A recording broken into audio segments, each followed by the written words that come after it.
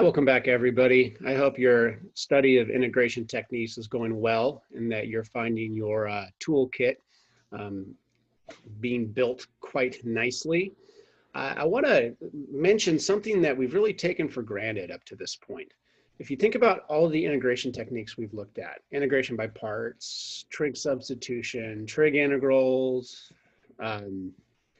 partial fractions, gosh, even U substitutions. Those all presuppose that we actually know the antiderivative, right? We're essentially using a fundamental theorem of calculus, one of the two versions, depending on if we're dealing with a definite or indefinite integral. And that's great. That works well, but it relies on us knowing the antiderivative. In fact, it presupposes that there is an antiderivative. Well, some functions simply don't have one. A great example would be the bell curve, what's known as the normal distribution in probability theory. That's a nice bell and sits above the x-axis. It's got an area. The area under that curve is 1. So if you talk about integrating over, finite intervals, that's something that makes sense to do. It makes physical sense. But there's no antiderivative. So when that's the case, what do? Well, we have to refer back to the definition of the derivative, right? The definition of the derivative is really this limit of the Riemann sums. Okay, that's what I'm sorry, I said definition of the derivative. The definition of the integral is the limit of these Riemann sums, right? That's what we're talking about.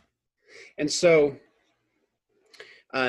if we don't have nice antiderivatives, then we can't take advantage of the first or second fundamental theorems of calculus.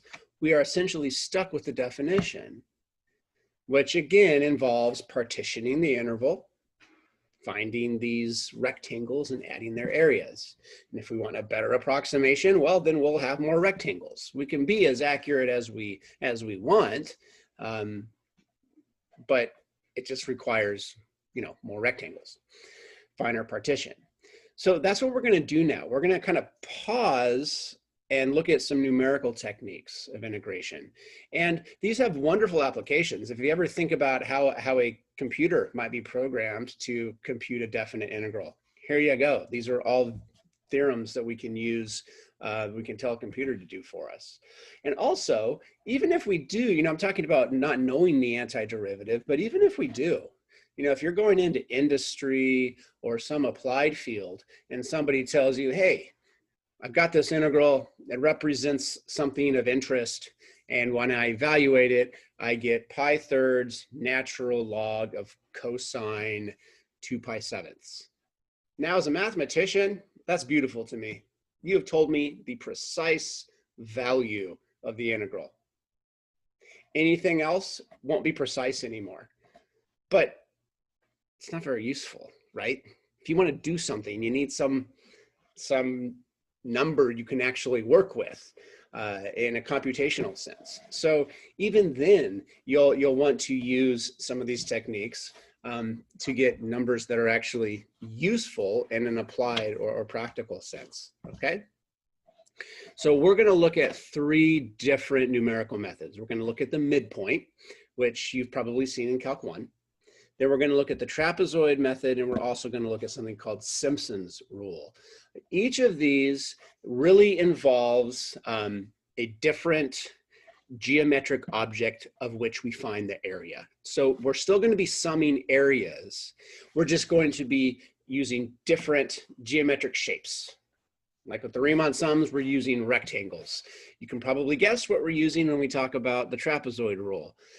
That's right, octagons. No, we're using trapezoids, okay? So it's very intuitive in that way. And Simpson's rule, well, I'm not gonna tell you, because that's one's kind of interesting, and we'll talk about that when we get to it. But for now, let's get started with the midpoint rule. Here we go. All right, so let's start. I've kind of mentioned this already. We're going to use these numerical techniques, mention what they are. But then what we're going to ask next, which is a very natural question to ask is, can we somehow quantify the error? Can we discern how good an approximation these techniques actually give us? Because if we can, then we can fine tune them and maybe start with a prescribed error and work until we are within those bounds. So let's look at something we know, okay? So the exact value of the definite integral.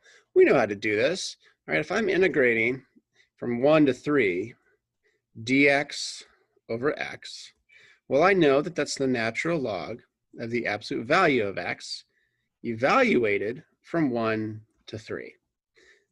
Well, the absolute value is redundant now because these are positive values. So I have the natural log of 3 minus the natural log of 1, which is the natural log of 3. Now, again, as a mathematician, I look at ln 3, and that's a perfectly fine answer to me. I love it. If I needed to actually do something with this number in some physical sense, I would probably need it as a decimal. But nonetheless, there we go. All right. Well, the midpoint rule. So let's take a look at this midpoint rule first and talk about the approximation. You know, here's the formula, but where does it come from? Okay, so let's say that we have some curve and we're integrating from A to B. Well, there's a partition, right? We're going to chop up that interval from A to B. And when we do that, right, we get, we're thinking about a Riemann sum, points on this graph that we could use to use as our height, right? But with the midpoint, what we're going to do is we're going to say, okay, well, let's use the midpoint of the interval to get our rectangle, right? A rectangle has to have length, it has to have height. So let's give it, let's use for a height, let's choose the midpoint of each of these intervals, okay? And so when we do that, right, of course my drawing is less than ideal.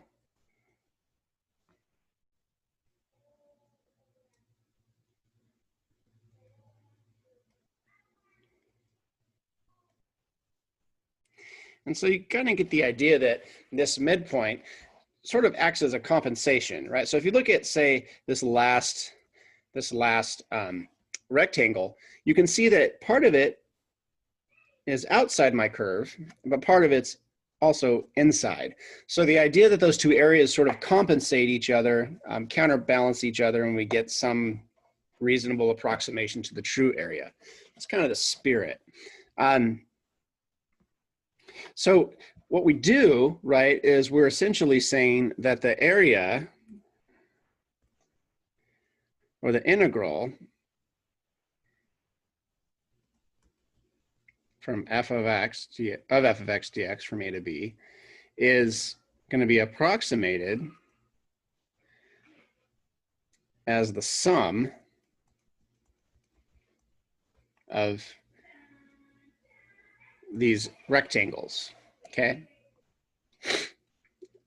So I'll say this, rectangle areas, okay? And so how do we get these areas?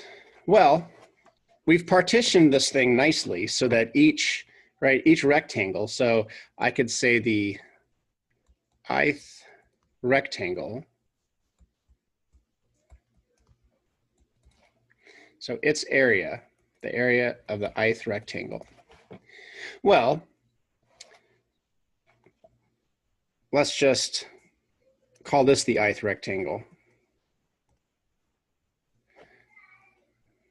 So I'm going to call this xi. I'm going to call this x subscript I minus 1. It's just two consecutive points in the partition. Now, area is base times height. because of the way we built this partition, each base is just this nice length here, right? Delta x. But then the height comes from the function value, right? The height I'm taking from the midpoint. So it's f of, and then how do you find a midpoint? Well, xi minus 1 plus xi all over 2, also known as the mean, really, of the points on that interval. And so that's where this notation comes from, xi bar, okay? And now if I want to get an approximation, I'm just gonna sum these together, okay? And gives me this, okay? So I'm summing from I equals 1 to n, f of xi bar delta x. And of course, if I want a better approximation, then I just use more rectangles. If I could take infinitely many of them, I would actually have the value of the integral, okay? So that's the game with the midpoint. Should be very familiar because it's essentially a Riemann sum. Okay, so let's try the midpoint rule with n equals 4 to approximate our definite integral. And let's approximate it to 8 decimal places, okay? So 1 over x, we know what 1 over x looks like, right?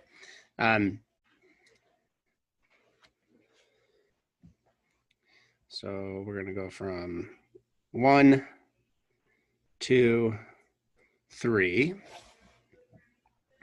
And so I'm gonna zoom in here. My scale's not gonna be quite what you might call square, but I need to be able to draw. So I'm gonna call this 1, 2, 3. And then at 2, this thing will be at 1/2. And at 3, it'll be at 1/3. So we know that this thing kind of comes in like this, okay? And we want this area, okay? So this is the area we actually are trying to approximate, all right? Now, we want n equals 4. So that's the number of essentially rectangles I'm gonna build.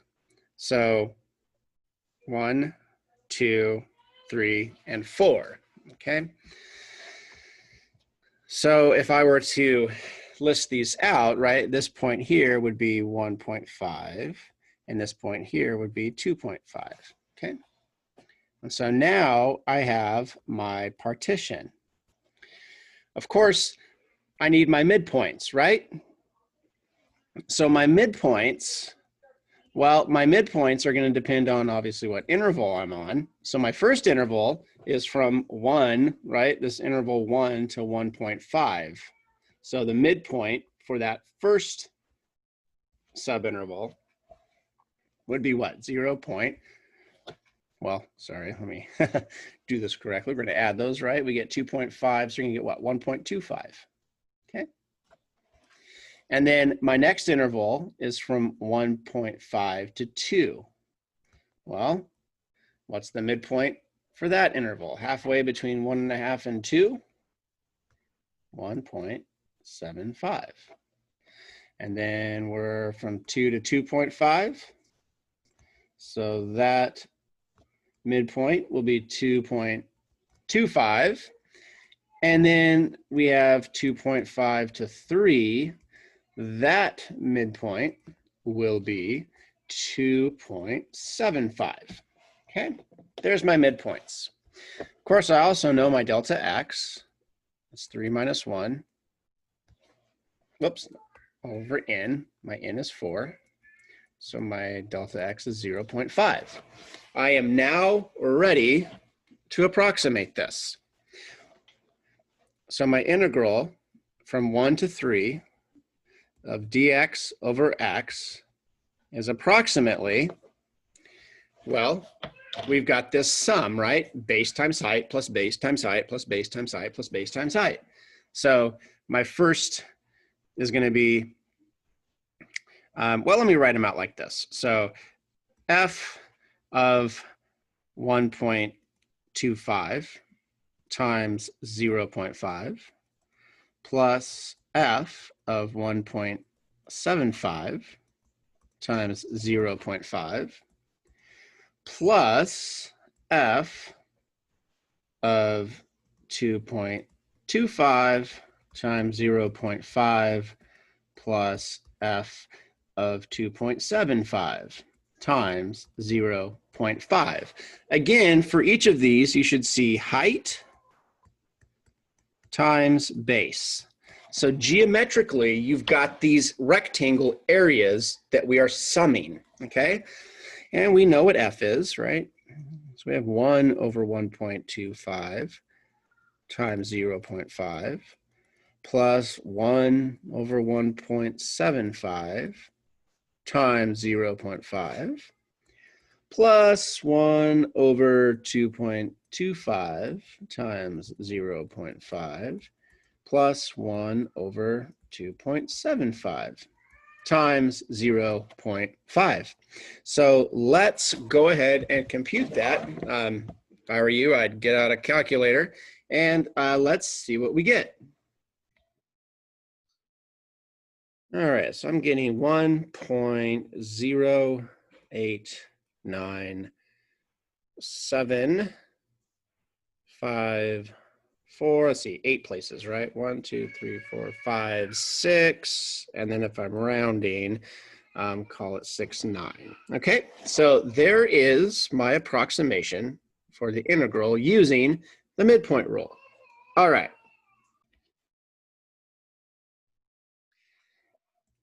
All right, our next rule is known as the trapezoid rule. And I'm not going to read it out loud, but here is our formula again, okay? And let me discuss what we mean by this, all right? So let's start with, again, a function, an arbitrary function. Say that looks something like this. And again, we want to integrate from A to B. And so to do that, you create a partition, okay? And then what happens is you get these endpoints form points on the curve. And what I want you to notice, here's why it's called the trapezoid rule. Well, let me go ahead and do this. So let's take one of these, let's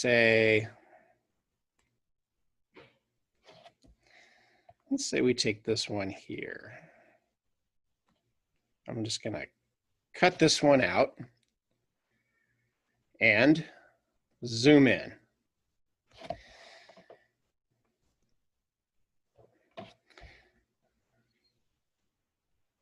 Okay. So we've got this. This is my xi minus 1. This is my xi. This height is f of xi minus 1. This height is f of xi. Now, what I want you to notice is that if I do this, what shape do I have? Yeah, I've got a trapezoid, right? I've got a trapezoid. And so that's the idea.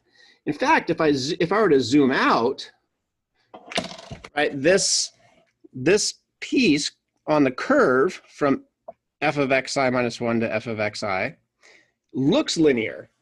I mean, shoot, look at this one on the last subinterval. That looks very linear. You zoom out far enough, these pieces look like trapezoids. And so we're going to take advantage of that. What's the area of a trapezoid? Well,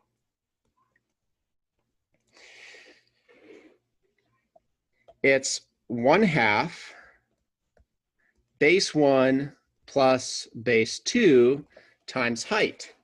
But here's the deal. Here are my bases.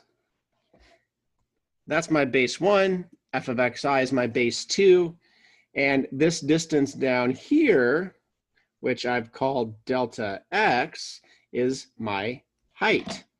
And so each trapezoid has this area of delta x over 2 times f of xi minus 1 plus f of xi. When you see this, though, you should see a trapezoid, the area of a trapezoid, okay? And so that's where this trapezoid rule comes from. And what happens, like when you look at this here, well, this first one gets used once. This last one gets used once, but look what happens with the rest, right? I'm going to use this one I'm drawing here, my x1, right? If a is x0, this is my x1. It's going to get used for 2 trapezoids. All these between the first and last are going to get used in the computation for 2 trapezoids. And that's why you wind up seeing that these aren't 1/2 anymore, they're 1s, okay? So let's actually work this out, right? So my integral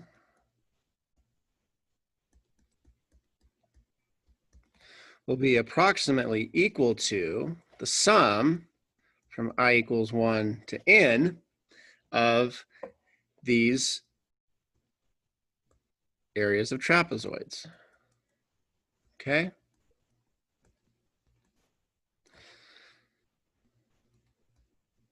Let's think about what we have here. We just said that each trapezoid has area delta x over 2 times f of xi minus 1 plus f of xi. So if I were to write this out, I'd have this delta x over 2. Now notice this delta x over 2 doesn't have any i's, right? It's a constant as far as the sum is concerned. So I'm going to factor it out, and then I'm going to start adding. Well, f of x0 plus f of x1, that's the first, plus f of x1 plus f of x2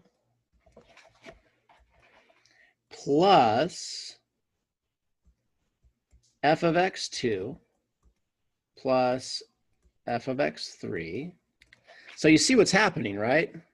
You've got f of x1s, f of x2s, until we get to the very end, and we'd have this f of xn minus 1 plus f of xn. And so when I clean this up, what happens is I get an f of x0, and then here on out, I've got 2 f of x1s, 2 f of x2s, all the way up to 2 of f of xn minus 1s, and then 1 f of xn. That's when I get to b, okay? And so then what happens, if you look back at the formula that we have up here, right, we've essentially just gathered these pieces into that sum, okay? And so I could call this delta x over 2 f of x0, and then plus the sum. And so these 1/2, right, are going to cancel with all these 2's. And so we've got our f of xi bars. Just going to, well, I can call it f of xi. Sorry. Delta x. And these are going to go from 1 to n minus 1. And then our last one, delta x over 2 f of xn. Okay, So there we have the trapezoid. So let's use the trapezoid rule now for this same integral. What we're going to do is we're going to compare, all right? And so we have n equals 4. Sketch this thing again. So we're going from 1, 2, 3. Again, I'm going to mess my scale up just to let my drawing be a little more helpful to myself. Okay. And so here are my trapezoids. Okay. Again, I've got 1.5, 2.5. My delta x is still 0.5, right? 3 minus 1 over 4, just like before. And so now I'm going to say the integral from 1 to 3 dx over x is approximately, well, the sum from I equals 1 to 4 of these trapezoid areas. Okay?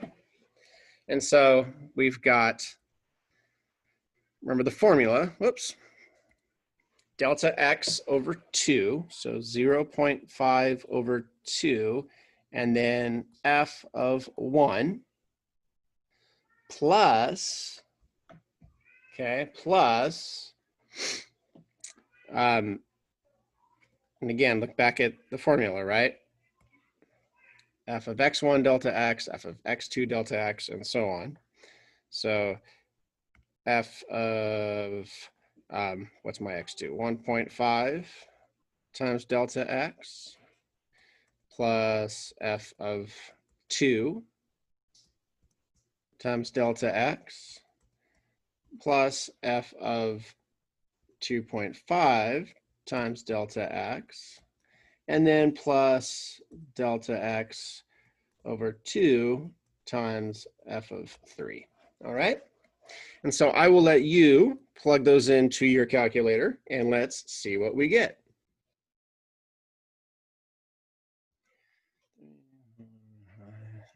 Seven, 8. All right. And so this is what I get for this one. All right, our third numerical integration technique is known as Simpson's rule. And while there may be some level of intuition where you look at the formulas for the previous two rules and you say, okay, I see hiding in that formula certain areas like of rectangles or trapezoids, I think you're going to look at this and kind of say, what? And that's fine. That just means we need to make sense of it. So we're going to do that. And one of the questions is that, you know, when you look at the Simpson's rule approximation in subintervals, okay, no surprise there, n has to be even. Why is that? Well, let's take a look, shall we?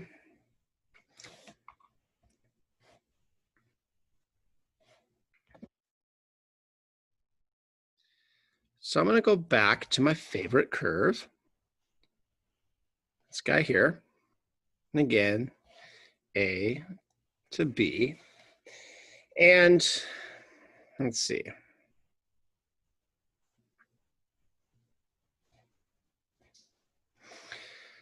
2, 3, 4. Let's move B out just a little bit more. Sorry, guys.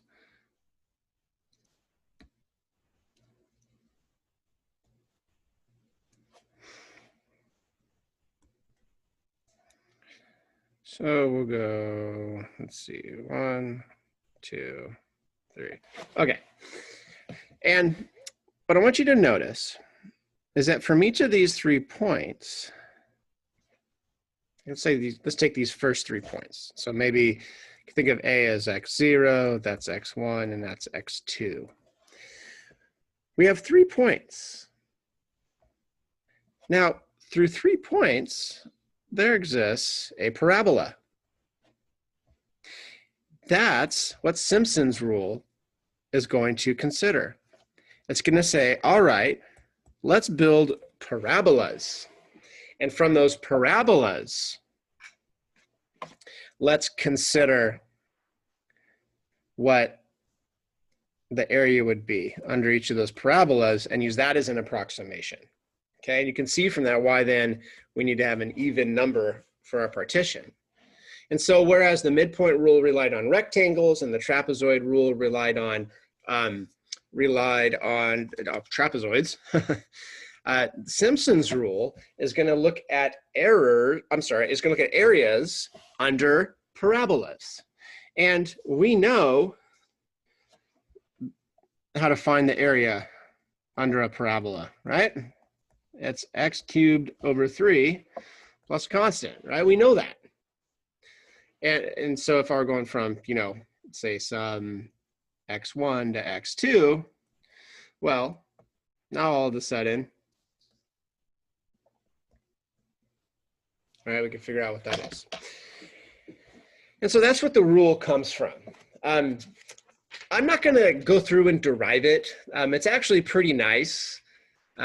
You really, essentially, if you want a sketch of it, you're going to look at the generic form of a parabola, ax squared plus bx plus c, and you're going to find those constants, and you're going to, you know, find certain values, and you're then going to look at what those areas must be, and then sum them up. It's really neat development. It's kind of a standard. You can find it in really any textbook. But I'm not going to go over it here. I would rather just have you understand the geometric spirit behind it. And it's a standard algebra problem, right, to model 3 points with a parabola. So here we go.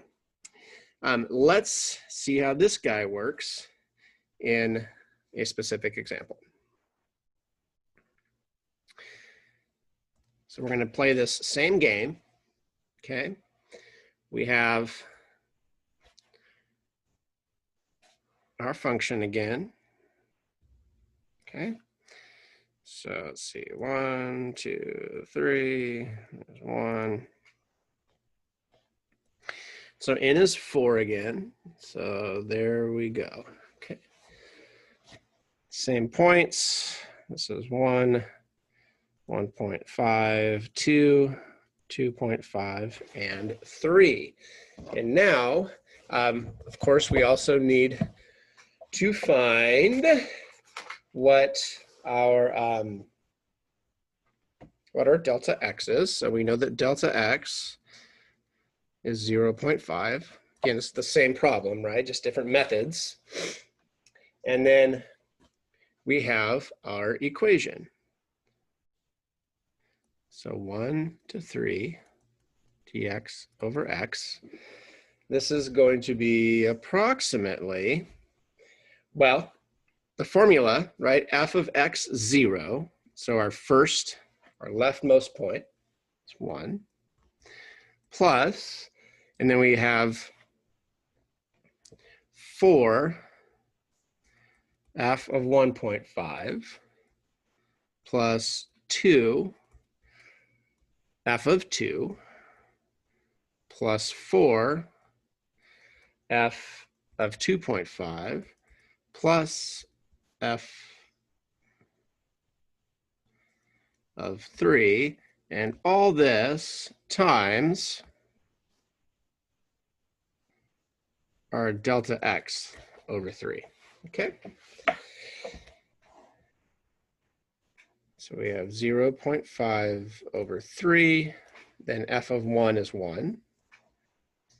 And then I will, I'll just keep going here, plus 4 times 1 over 1.5, plus 2 times 1 over 2, plus 4 times 1 over 2.5, and then plus f of 3, 1 over 3.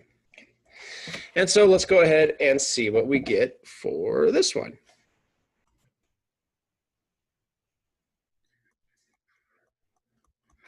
All right, and so that's what I get with Simpson's rule, okay? All right, guys, so those are our 3 methods. Now, it's a natural next question to ask about the error, okay? And so when we talk about error, right? There's absolute error and there's relative error. And those formulas are given here. If you've ever taken a lab class in science, then you're probably familiar with these. And there we have it. So if you think about each of these, you're going to have, right, we have these three methods. So midpoint. And so the approximation, right, is those MNs. There's trapezoid, the approximation, so those TNs. And then there is the Simpson's rule, okay? And I'm calling those SN for Simpson, okay? And so there's an absolute error, and there is a relative error. So we could do this analysis on what we just did, right? The absolute error, so for the midpoint, if you look back at what we got for the midpoint, it was what? So the approximation for midpoint, the MN, right, was that 1.0897546.9. And so the absolute error, right, remember what absolute error is. So we could take 1.0897546.9 minus the natural log of 3. And the relative error would be whatever 1.0897546.9 minus natural log of 3 is over the natural log of 3, okay? And then for trapezoid, we get we have 1.116345678, and so 1.123 whoops, 1.11678 minus ln3, and Simpson's. So we have 1.1 minus ln3. And we can compute those, right? We can actually figure out what those are. So the first one, 1.0897546.9 minus the natural log of 3. Here we have, sorry, I'm going to write over this. I'm going to write my actual errors here in red. So 0.0089. For the second, the trapezoid rule,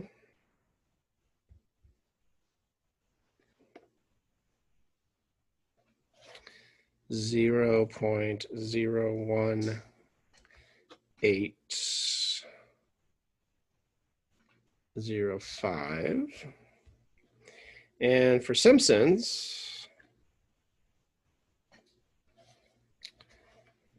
well, with 8 decimal places, this is really nearly 0. Simpson's gave a much better approximation. In fact, this is really, if you kept going, there's a 2 out here somewhere. And so you really have something very, very large. I'm sorry, you have you have agreement to a lot of decimal places, okay? And then you can compute the relative errors. All right, so those are hugely important and really wonderfully crafted and very useful, okay? But once we have an approximation, the next thing we need to do is say, how good is it, right? If we can quantify our error, that would be great. If we can put some bounds on it, even better. And so these formulas, which again, I'm not going to derive, it's a little bit beyond the scope of the course, but we have these error bounds, meaning that that the error will never be more than these values. And that's good. That gives us some restrictions, okay? And so let's see, for what value of n will this integral be accurate to 6 decimal places for each of the approximation rules? All right, so we want agreement to 6 decimal places. So here, let's see what we can get. Okay, so let's start by thinking about what we mean by accurate to 6 decimal places. Well, that means that if you subtract the, and we'll, absolute value, approximation minus exact, that they'll have agreement for 6 decimal places. So the difference between the two, the first 6 decimal places will be zeros because they agree. And then they may differ, okay? And so what we want to say is, okay, let's start with the trapezoid rule.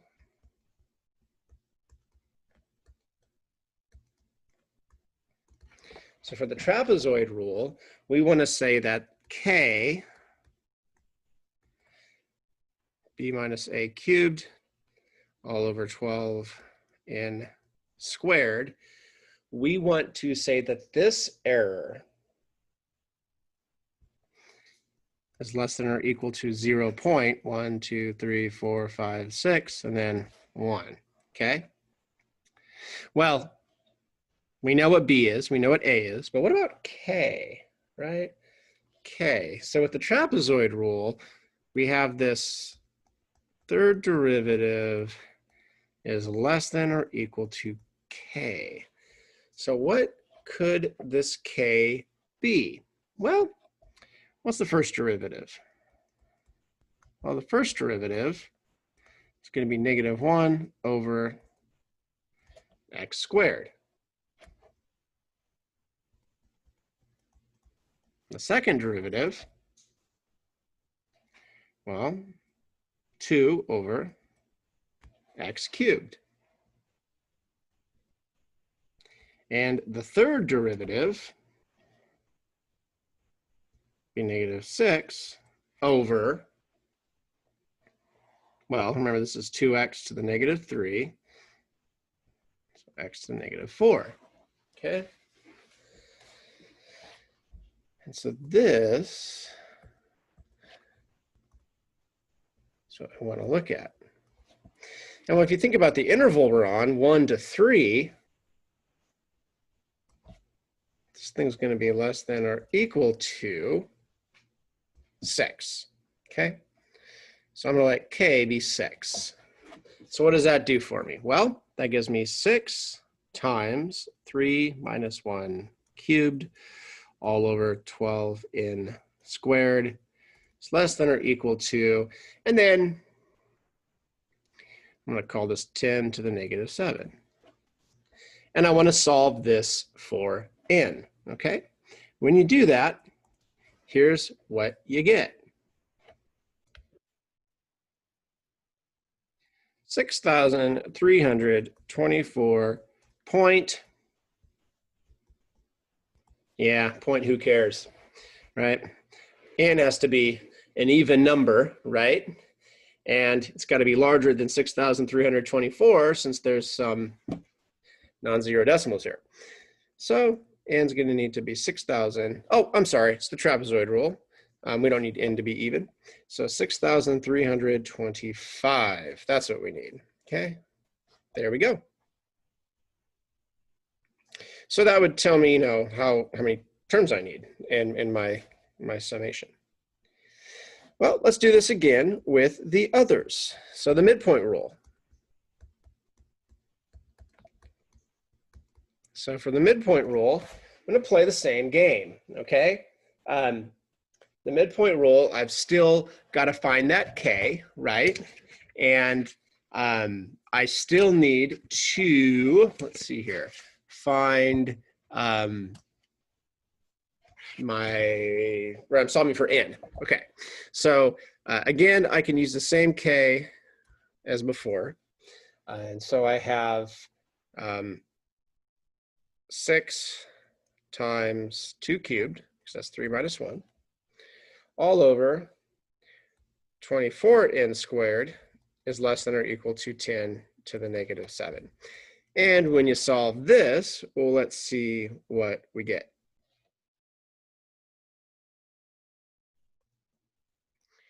So I get 4,472 point stuff. So I need my n to be 4,473, right? I'm rounding up. I need more than 4,472. So the least number will be 4,473. Okay. And then we'll do this one more time with the trapezoid rule. Okay. I'm sorry, not the trapezoid rule, Simpson's rule. Here we go. So Simpson's. So my fourth derivative, right? I had f prime of x is negative 1 over x squared. F double prime of x is going to be 2 over x cubed. And then we had negative 6 over x to the fourth. And then for the fourth derivative, because that's the part of my bound, I've got, what, 24 over x to the fifth. And so for my k, again, right, x lives between 1 and 3, so this quotient will be decreasing on that interval, so my largest value will be 24. So I'm going to take k to be 24.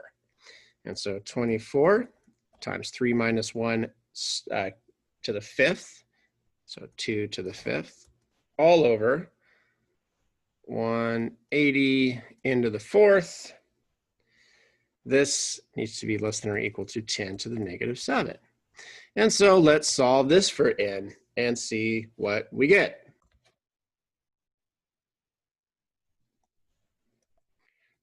All right, so I get 6,531.9, blah, blah, blah. So I need more than 6,531.9. My n also has to be even, so we can just round this up to 6,532. Okay, so there we have it. Okay. All right.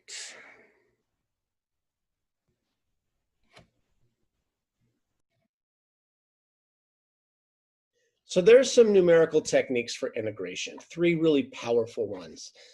Those of you that are pursuing engineering degrees or something in the applied science, applied mathematics even, you know, you're going to take some computational methods class. This is the type of stuff you'll program a computer to do. You can prescribe how accurate you want it to be, and then you know how many times or how many terms you need, okay?